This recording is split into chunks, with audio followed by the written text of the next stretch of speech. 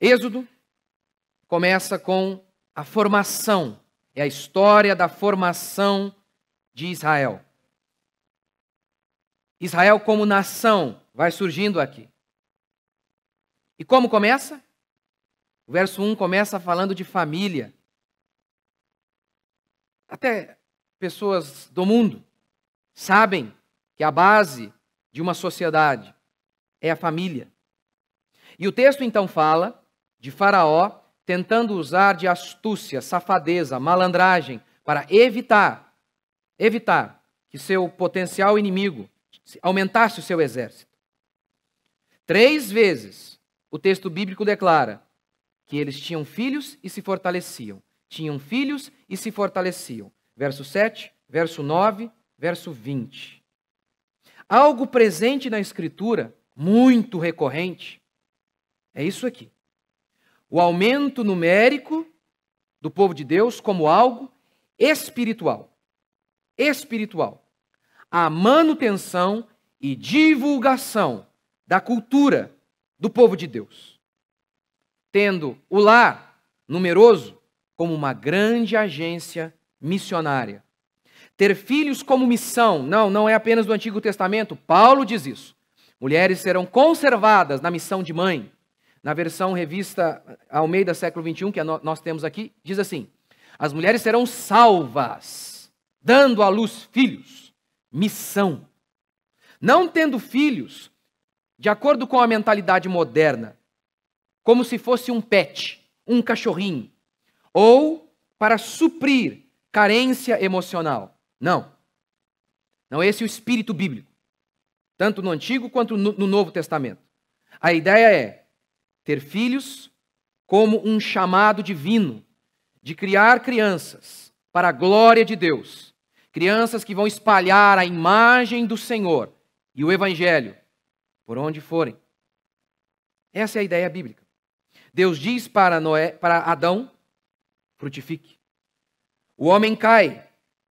Deus diz para Noé, frutifique.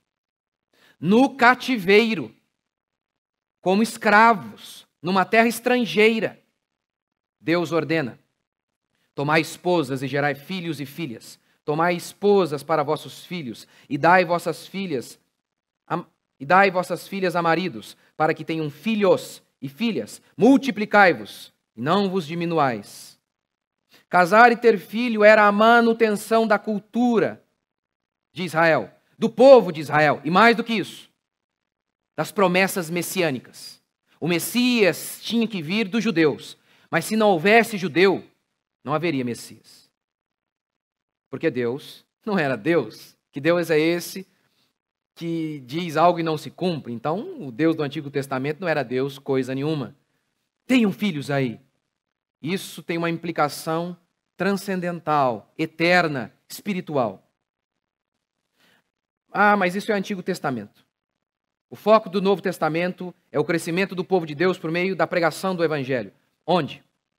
Onde o ide de Jesus anula o frutificai de Gênesis. Onde? Qual passagem? 1 Timóteo 5:14, Paulo fala: quero, nós reformados, cremos que aqui é Deus querendo. Não? Não é isso que professamos? Que o Espírito Santo falou por meio de Paulo? É o próprio Deus querendo aqui então?